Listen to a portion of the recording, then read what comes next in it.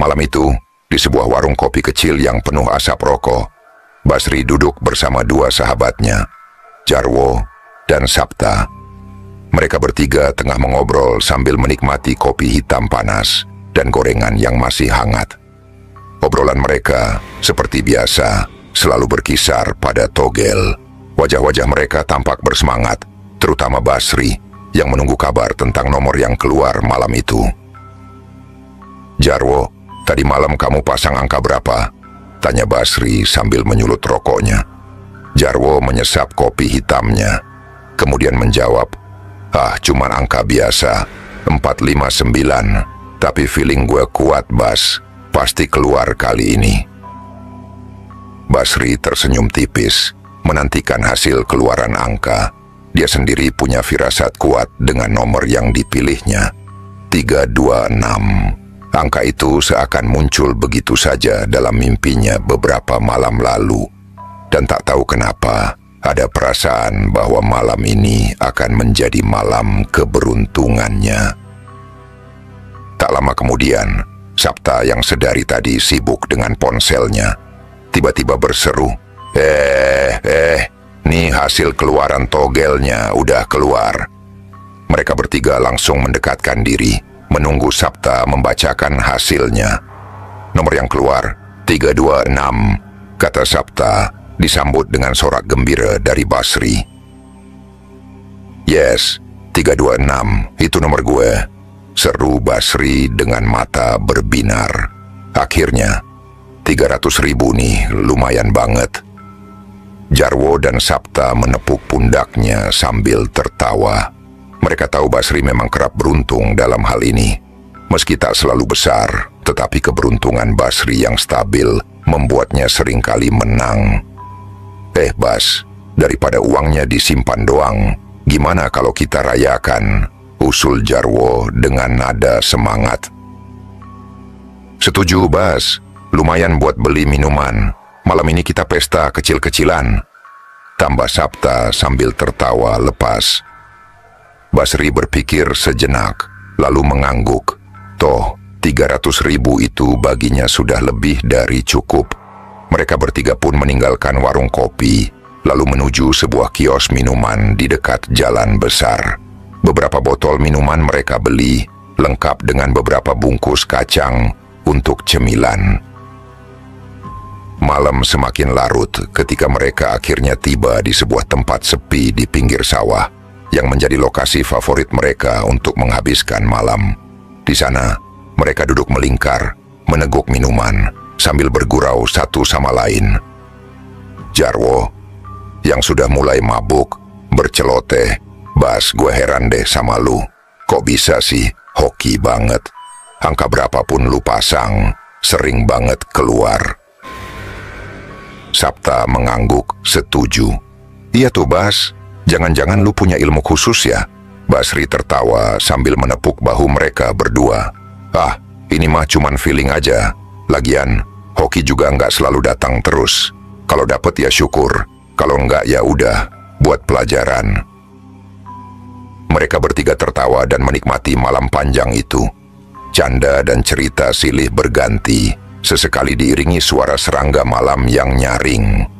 Angin malam yang sejuk membuat mereka nyaman, seakan melupakan segala kekhawatiran sejenak.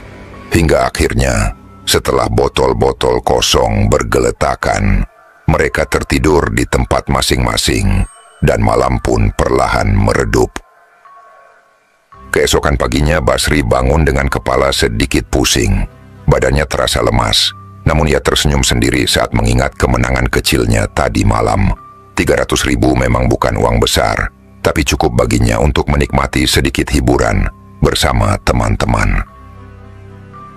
Setelah membersihkan diri dan sarapan seadanya, Basri mengambil buku catatan kecil di kamarnya. Buku itu sudah agak lusuh, penuh coretan angka-angka dan hasil keluaran togel dari waktu ke waktu.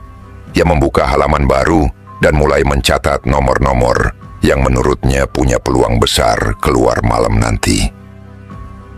428 atau mungkin 357. Gumamnya pelan, merenungi setiap kemungkinan angka yang tercatat di hadapannya. Tiba-tiba, ada suara panggilan dari luar rumah. Basri mengenali suara itu. Jarwo. Ia segera menutup buku catatannya dan menyimpannya di bawah bantal. "Kebiasaan kamu ini, masih aja main angka-angka," sindir Jarwo dengan nada bercanda begitu Basri keluar rumah. "Namanya juga usaha, wo. Lagian, kemarin kan hoki," jawab Basri sambil tertawa. Jarwo mengangguk setuju. "Ya udahlah, ayo kita ke tempat biasa dulu. Siapa tahu nemu ilham angka yang lebih bagus." Tanpa banyak bicara, Basri mengiyakan ajakan Jarwo. Mereka berdua berjalan menuju sebuah warung kopi di pinggir jalan, tempat di mana biasanya para petaruh berkumpul dan berbagi prediksi tentang nomor togel yang mungkin keluar. Bagi mereka, angka-angka itu bukan sekadar nomor, tetapi harapan kecil untuk meraih sedikit peruntungan dalam hidup yang pas-pasan. Di warung kopi, Basri kembali membuka buku catatannya, mencermati setiap angka yang tertulis. Dia menimbang-nimbang apakah akan tetap memilih angka yang sama seperti tadi malam atau mencoba kombinasi baru yang mungkin bisa membawa keberuntungan lebih besar. Sambil menyesap kopi, Basri merenung dalam-dalam. Mungkin kalau kali ini hoki, gua bisa menang lebih besar lagi. Siapa tahu bisa nabung buat masa depan. Namun pikiran-pikirannya tentang masa depan tergantikan oleh suara riuh dari para pelanggan yang mulai berdiskusi tentang keluaran togel semalam. Setiap orang punya teori dan strategi masing-masing, dan Basri mendengarkan dengan seksama, mencoba mengambil pelajaran dari cerita-cerita mereka. Bagi Basri, togel bukan sekadar permainan, melainkan seni dari insting, perhitungan, dan harapan yang tak pernah padam. Hari itu, keberuntungan Basri tampaknya berbalik. Nomor yang ia pasang ternyata meleset jauh dari hasil keluaran. Ketika hasil nomor muncul di layar ponsel Sapta, wajah Basri berubah muram. Sisa kemenangannya kemarin seolah tak berarti lagi, karena uang yang baru saja ia keluarkan habis tanpa hasil. "Ya, nggak selalu hoki, Bas," ujar Jarwo mencoba menghibur, meski dari wajahnya jelas terlihat ia juga kecewa. Basri hanya tersenyum kecut sambil mengangguk, berusaha tak terlalu memikirkan kekalahan hari ini. Namanya juga main angka, hari ini nggak dapet, besok mungkin bisa lagi. Tak lama setelah itu, mereka memutuskan untuk berkumpul lagi di rumah Jarwo, sebuah rumah kecil di ujung gang. Di rumah itu, mereka sering berkumpul hingga larut malam, membicarakan strategi, nomor, dan ide-ide baru untuk menang.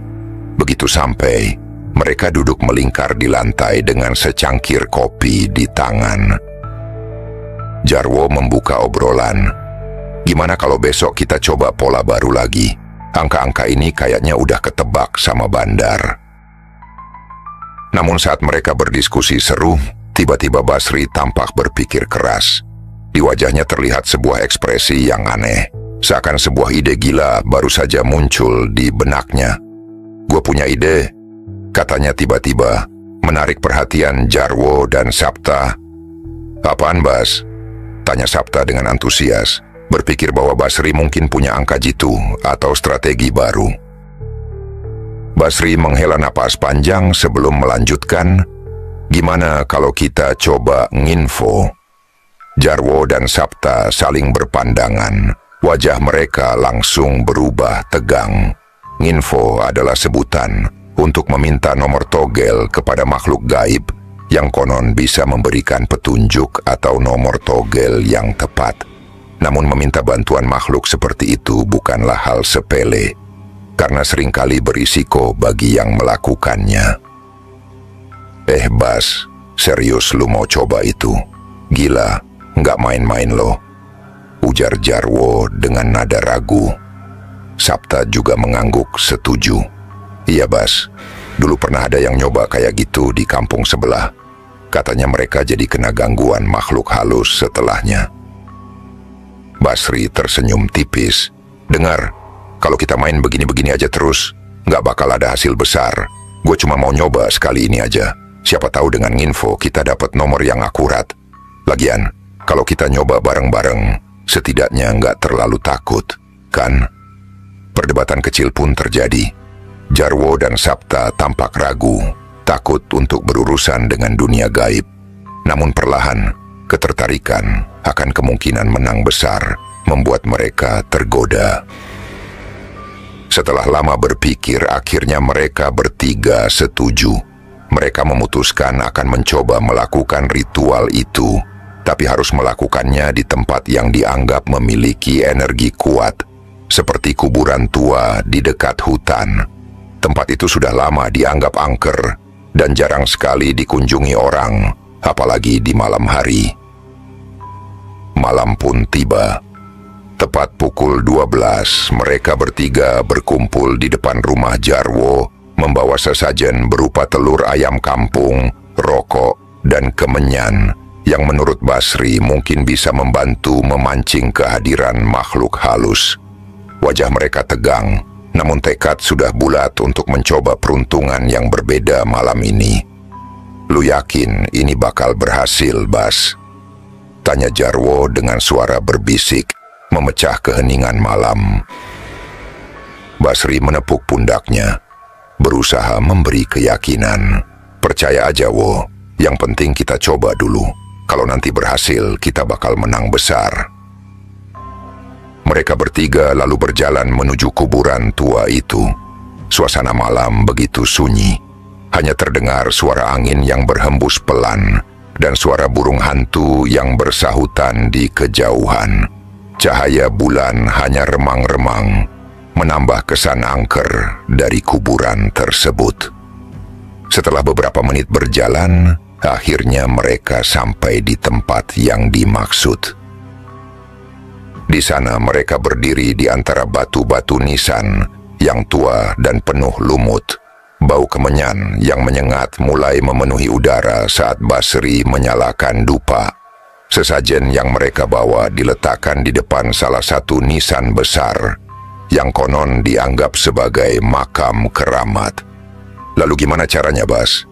tanya Sapta dengan suara bergetar, berusaha tetap tenang, meskipun hatinya diliputi rasa takut. Basri menghirup napas dalam-dalam dan berkata, "Kita coba panggil aja, fokus, dan minta petunjuk nomor. Biasanya akan memberikan petunjuk lewat mimpi atau suara, atau mungkin kita bisa dapat petunjuk langsung di sini." Mereka bertiga menutup mata, mengucap beberapa kalimat permohonan sambil fokus dalam hati, berharap ada respons dari makhluk gaib yang ada di sana. Suasana sekitar tiba-tiba semakin sunyi. Beberapa menit berlalu dalam keheningan. Hanya terdengar suara napas mereka yang semakin berat karena tegang. Tiba-tiba, Sapta mendengar suara berbisik di telinganya. Ia membuka mata dengan cepat, namun tak ada siapa-siapa di sekitarnya. Wajahnya pucat, matanya menatap ke arah Basri dan Jarwo yang masih memejamkan mata. "Bas, gue tadi dengar suara bisik-bisik," ucapnya bergetar. Basri membuka matanya dan tersenyum tipis, merasa bahwa mungkin mereka sedang dalam proses komunikasi dengan makhluk gaib.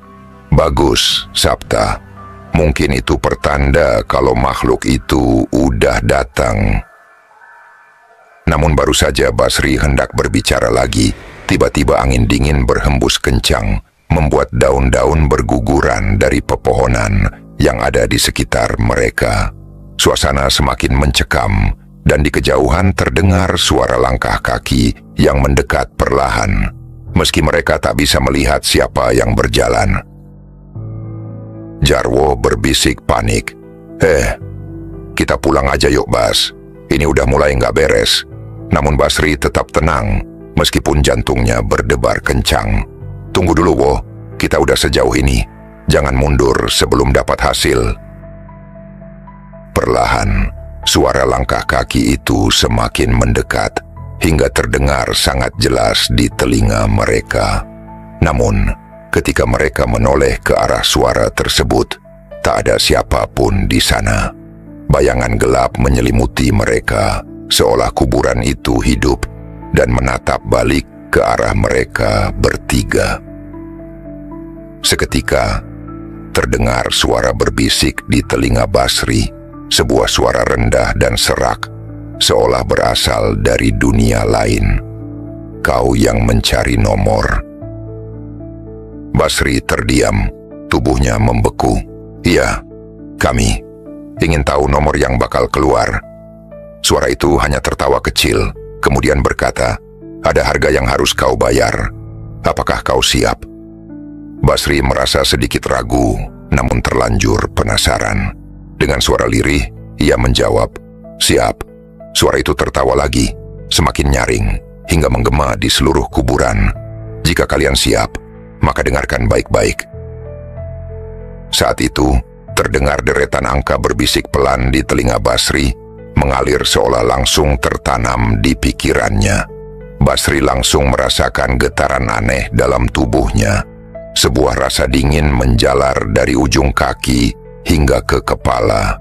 Sementara itu, Jarwo dan Sapta hanya terdiam. Tubuh mereka gemetar dan tak bisa berkata-kata. Mereka bertiga tahu, setelah ini hidup mereka mungkin tak akan sama lagi.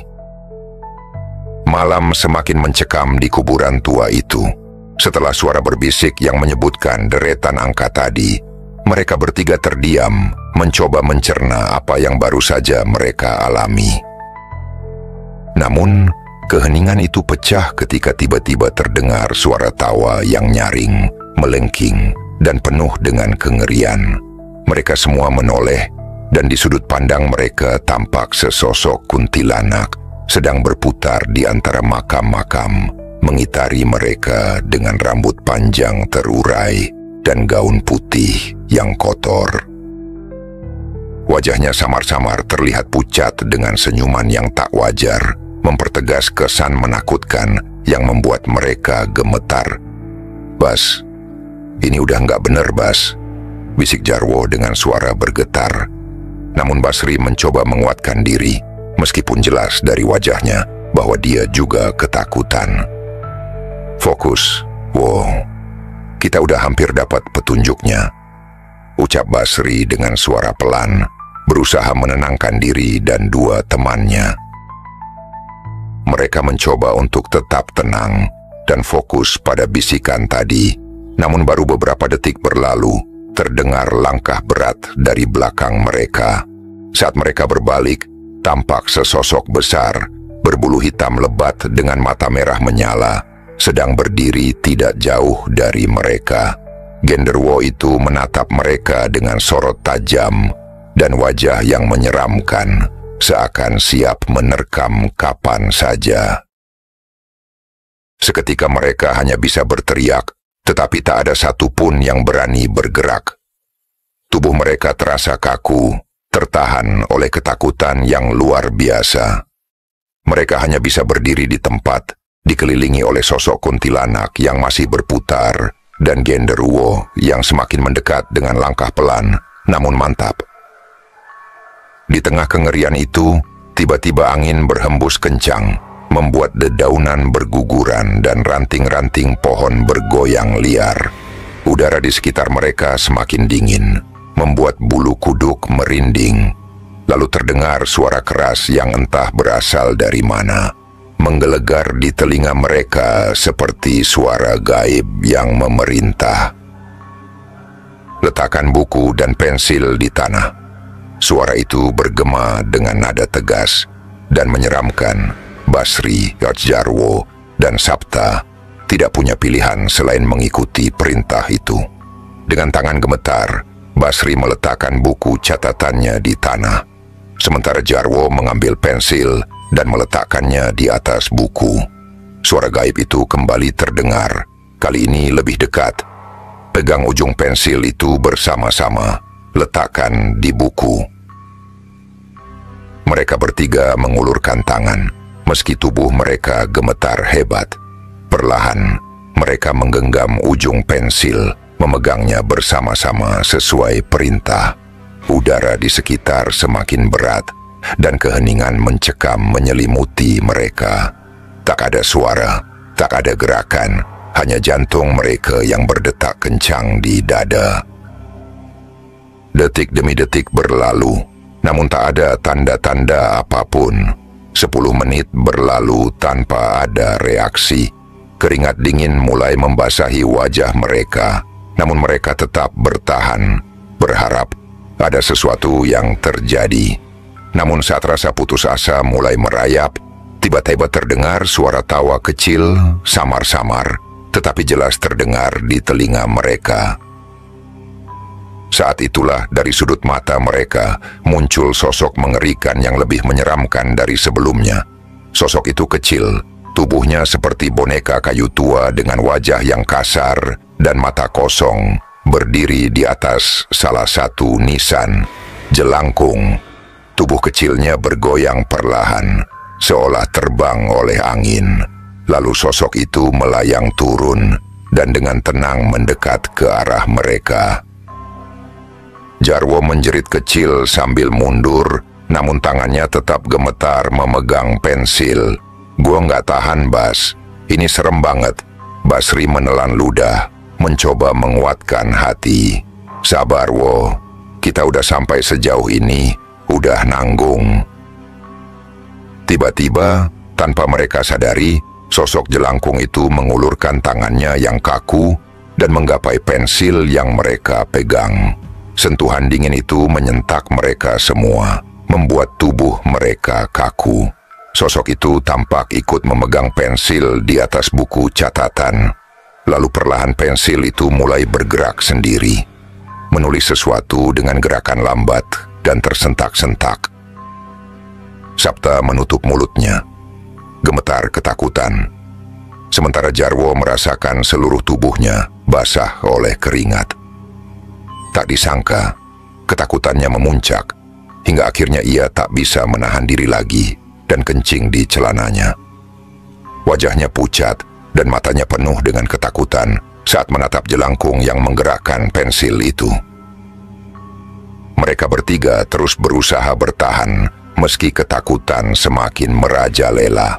Pensil itu terus bergerak, menulis deretan angka yang mulai terbaca perlahan, sementara jelangkung itu tertawa kecil dengan suara menyeramkan yang bergema di telinga mereka. Setelah beberapa menit yang terasa seperti seumur hidup, pensil itu akhirnya berhenti bergerak, dan angka-angka yang tertulis di buku catatan Basri mulai terlihat jelas. Deretan angka tersebut tampak tegas, seperti sebuah pesan dari dunia lain yang sengaja disampaikan kepada mereka. Basri, Jarwo, dan Sapta saling memandang. Napas mereka tersengal-sengal, dan rasa tegang yang melanda tubuh mereka tak juga surut. Mereka tak menyangka, di tengah-tengah keputusasaan dan ketakutan, mereka akhirnya berhasil mendapatkan angka yang mereka cari. Namun, kegembiraan itu hanya berlangsung sesaat. Suara tawa yang sangat menyeramkan tiba-tiba terdengar dari sosok jelangkung yang masih berdiri di atas nisan.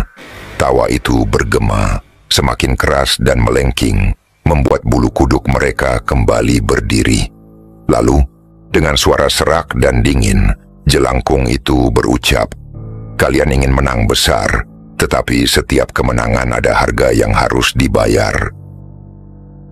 Mereka bertiga saling pandang, merasa cemas dan was-was mendengar kata-kata itu. Basri akhirnya memberanikan diri bertanya dengan suara pelan, "Apa yang harus kami lakukan?" Jelangkung itu tertawa lagi, membuat hawa di sekitar semakin dingin. "Persembahkan kepala sapi, dan kemenangan kalian akan terjamin. Tanpa itu, jangan harap keberuntungan berpihak pada kalian." Kata-kata itu diucapkan dengan tegas, seakan menjadi perjanjian tak kasat mata antara mereka dan makhluk gaib tersebut. Setelah mengucapkan syarat itu, jelangkung itu melayang mundur perlahan dan perlahan menghilang dalam kegelapan malam. meninggalkan mereka bertiga dalam ketakutan yang mendalam. Basri, Jarwo, dan Sapta hanya berdiri di sana dengan tubuh gemetar, memandang ke arah kosong, tempat jelangkung tadi menghilang. Rasa takut yang tadi membekukan tubuh mereka perlahan berubah menjadi keputusan bulat. Mereka harus mengikuti syarat tersebut jika ingin menang besar. Tanpa banyak bicara, mereka memutuskan untuk pulang, membawa pulang catatan angka yang diberikan oleh sosok jelangkung. Sambil berjalan pulang menembus malam yang sunyi, mereka berdiskusi dengan suara pelan dan tegang, merencanakan langkah selanjutnya. Kalau kita pasang besar besok, hasilnya pasti berlipat ganda, bisik Basri, seakan menguatkan keyakinan mereka bertiga. Jarwo mengangguk setuju, meskipun wajahnya masih pucat. Iya, kita tinggal cari kepala sapi aja. Meski harus keluar modal besar, kalau angka ini benar, kita bisa dapat uang banyak. Sapta, yang dari tadi lebih banyak diam, akhirnya membuka suara. Tapi, gimana kalau persyaratannya nggak terpenuhi? Kita bakalan kena akibatnya. Basri menepuk pundak Sapta, mencoba menenangkan. Jangan takut, Ta. Kita udah sejauh ini. Kalau kita ragu-ragu, cuma akan sia-sia aja. Percaya aja sama petunjuk yang kita dapat. Rencana mereka semakin matang, dan tanpa banyak berpikir lagi, mereka bertiga sepakat akan melakukan persembahan yang diminta oleh jelangkung. Kemenangan besar yang mereka dambakan seolah sudah di depan mata, meski untuk itu mereka harus menempuh jalan berbahaya dan melibatkan dunia gaib. Dengan langkah cepat dan hati yang masih berdebar, mereka terus berjalan menyusuri jalan setapak menuju kampung, diiringi oleh perasaan was-was dan harapan yang tak terbendung. Keesokan harinya, mereka terbangun dengan semangat yang menggebu. Dengan percaya diri, mereka pergi ke tempat pemasangan dan memasang angka-angka yang mereka dapat dari jelangkung malam itu, berani bertaruh besar demi harapan kemenangan berlipat ganda. Meski ada rasa was-was tentang syarat kepala sapi, Basri terus meyakinkan mereka bahwa semuanya akan baik-baik saja. Sore harinya, kabar mengejutkan datang. Angka yang mereka pasang ternyata benar-benar keluar sebagai pemenang. Mereka bertiga melonjak kegirangan, tak percaya bahwa kemenangan besar benar-benar berpihak pada mereka. Dengan uang melimpah yang kini mereka pegang, mereka merasa hidup mereka telah berubah dalam sekejap. Namun saat euforia mulai mereda, mendadak Sapta tersadar akan sesuatu. Wajahnya pucat saat ia berbisik ke Basri dan Jarwo, kita lupa ngasih kepala sapi yang dijanjiin ke jelangkung semalam."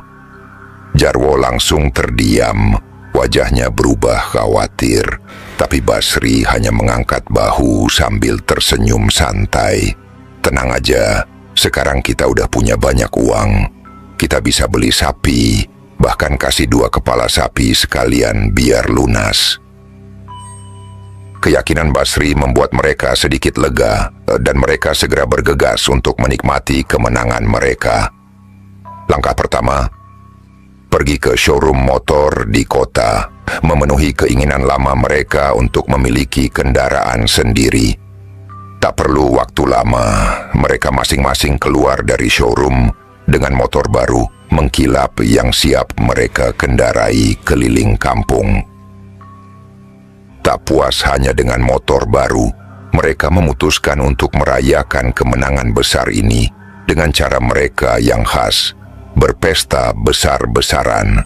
Mereka membeli minuman keras dalam jumlah banyak, menyiapkan hidangan yang mewah, dan mengundang beberapa teman lain untuk bergabung. Malam itu, rumah Basri berubah menjadi tempat pesta meriah. Tawa, musik keras, dan aroma makanan memenuhi udara. Sementara Basri, Jarwo, dan Sapta menikmati setiap detik dengan perasaan puas. Di tengah-tengah pesta mereka mabuk dan semakin larut dalam euforia. Gelak tawa mereka bergema dan mereka mulai bercanda tentang kemenangan besar mereka dan semua kemewahan yang baru saja mereka peroleh.